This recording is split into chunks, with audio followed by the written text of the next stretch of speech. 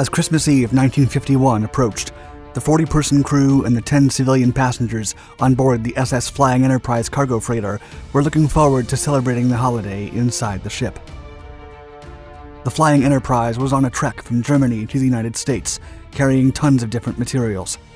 However, in the early hours of December 25th, the freighter encountered one of the largest Atlantic storms of the century while crossing through the English Channel. The storm only worsened as the days went by, and as 40-foot-tall waves jerked the ship around, the crew suddenly heard gunshot-like sounds as the water caused large cracks in the ship's hull. Despite the captain's efforts, his ship was sinking, and so was his precious cargo. The captain vehemently refused to leave the ship, and became something of a celebrity during those days. Still, modern historians claim there was more to this stubbornness than mere naval duty, and that the ship might have been carrying something far more precious than initially thought.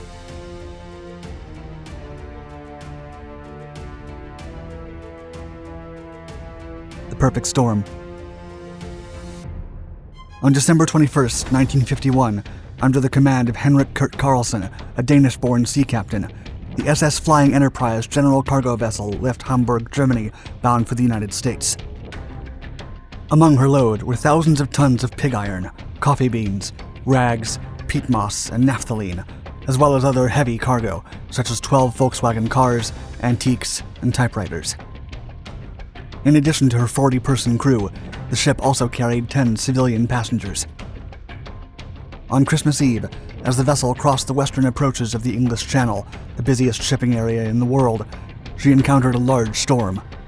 By Christmas Day, the cyclone became the most powerful Atlantic storm in almost half a century. The ship held steady for a few days, but in the evening hours of December 25th, with the winds approaching hurricane force, the captain decided that the only option was to run on limited power and hopefully ride out the storm. As such, Carlson ordered the ship to heave to with the bow facing into the wind and the 40-foot-tall waves. However, on the dawn of December 27th, everyone on board woke up to several loud bangs that sounded like gunshots. Soon, Carlson received unfortunate news from the ship's engineer. The Flying Enterprise had 2 cracks, each about half an inch wide. While the crew used the best of their abilities to fill in the cracks with concrete and other materials, while being battered around by the waves, the following morning only brought more distress.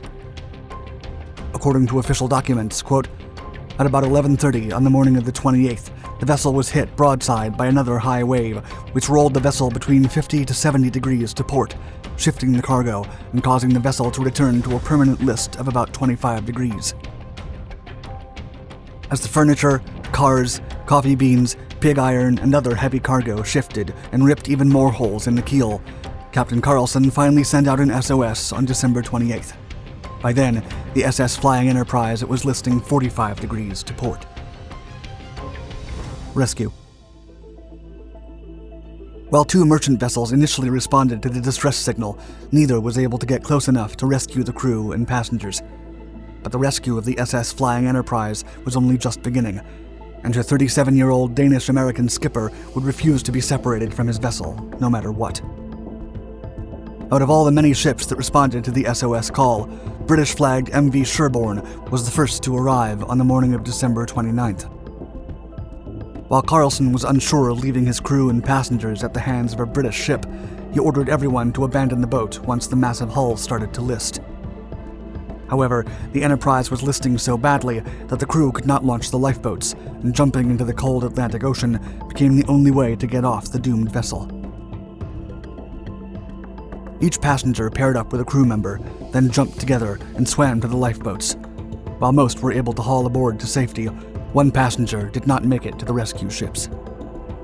Firmly believing that the SS Flying Enterprise could still be salvaged, Captain Carlson refused to abandon her and stayed inside to wait for a tugboat. Sure enough, when the ship owners learned of her structural damage in the middle of the English Channel, they chartered a salvage company in England to tow her to port. While Carlson had no food nor heat aboard the ship, he was in constant radio contact with the USS John W. Weeks destroyer, standing close by. The captain's refusal to abandon his beloved ship inspired hundreds of stories in newspapers all over the globe. Soon, news media teams were flying over the English Channel to record footage of the SS Flying Enterprise and her intrepid captain. Luckily, Captain Carlson's crew was able to fire a line onto the ship to transfer food and coffee. Tugboat. On January 4th, 1952, the tugboat Turmoil arrived on the scene of the accident. However, when it proved impossible for Carlson to attach the heavy towing cable by himself, Turmoil's first officer, Kenneth Dancy, decided to help.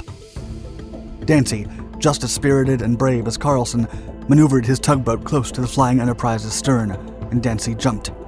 This example of masterful seamanship became known as Dancy's Leap. The following day, Carlson and Dancy finally managed to secure a tow line, and the slow process of pulling the freighter back to port began. For over 5 days, the world watched as the duo threaded the waters towards dry land. While the major storm that initially crippled the freighter had mostly subsided by then, it intensified on January 8th as the tow team approached the English coast, putting extra strain on the towing cable. 2 days later, only 45 miles from Falmouth Point, heavy waves snapped the cable, and the duo was unable to repair it or resecure another tow line.